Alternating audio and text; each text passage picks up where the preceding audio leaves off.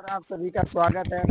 मदरसे के एक तालिब इल्म यहाँ पे बैठा हुआ है, इससे मैं कुछ सवाल जवाब करना चाहता हूँ कि मौलाना, जैसा कि अभी अब्दुल्ला सालिम के बारे में यूट्यूब चैनल पर ये चर्चा हो रहा है और 10 साल से उन्होंने कोशिशें भी की लेकिन उनको टिकट नहीं मिला।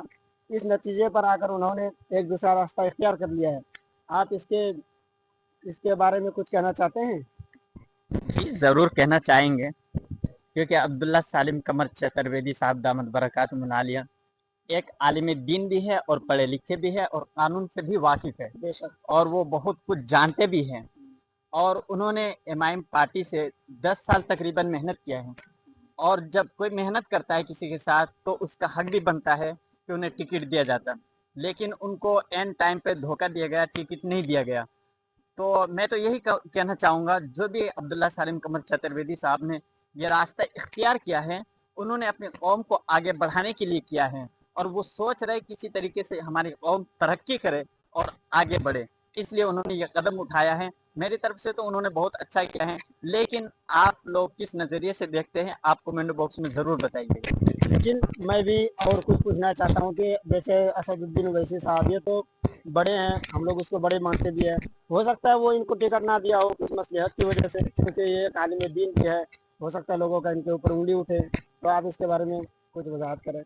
देखिए, रही बात असदुद्दीन ओवैसी साहब की, देखिए वो बड़े आदमी हैं और हमारे लीडर हैं, उनके बारे में तो हम अच्छा ही गुमान रखते हैं, लेकिन उनके जो कारकर्दगी हैं वहाँ पर, जैसे कि और भी है उनके नेता, तो वो असदुद्दीन ओवैसी साहब वहाँ जाकर खुद नहीं देते टिकट, बल्कि उनके जो वहाँ पर रहने वाले हैं, इनके जो मानने वाले हैं उनको देते हैं वो टिकट, फिर वो देते हैं, क्योंकि वही जानते हैं, वहाँ के जो रहने वाले हैं वही जानते हैं कि कौन अच्छे हैं कौन बुरे हैं, तो इसलिए वही टिकट देते हैं।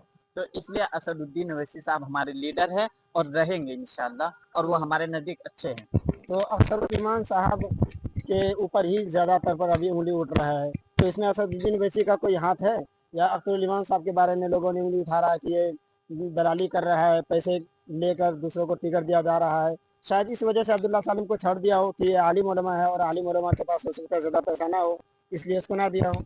अरे देखिए, बात रही पैसों की, तो आजकल तो ये अक्सर होता है कि जिसके पास पैसा है तो उसके पास सब कुछ है, पैसे से तो हर एक चीज़ खरीदी जा सकती है।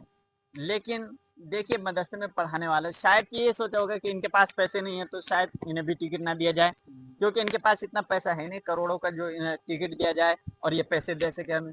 तो इसलिए हो सकता है इसमें साजिश, हम तो कुछ कह नहीं सकते, लेकिन इतना जानते हैं इसमें है साजिश।